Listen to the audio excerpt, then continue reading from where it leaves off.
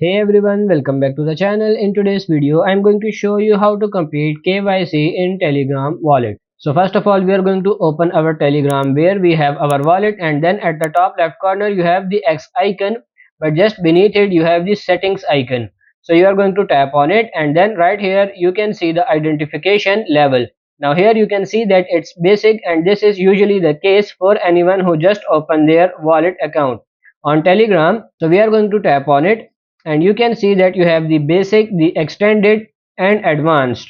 Now at the bottom where you have the button to click on unlock higher limits. Now with the basic plan you have the transaction limits, and then if you like to go for P2P purchases, this is where it's important to put in your KYC verification. Now when we go to extended, which is second option, you are going to see the limits which are higher, and then you have P2P purchases activated for that, and then under advanced you can see that the advanced is infinite. So in order to get your KYC verification, you are going to simply click on this button down here where it says get this level, and when we tap on it you are going to have to verify using your residential proof. So when we click on it, it's going to take you to this secure page because it's ready to receive sensitive data.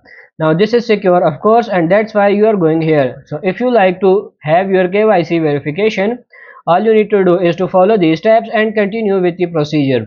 After clicking on continue, you have 3 steps to follow, and these 3 steps require you to provide your identity document, your liveness check, which is going to be a live picture or a video, and then you are going to also provide an address information. So in order to complete this, you need to click on continue and provide this information, which is of course sensitive for this video to show.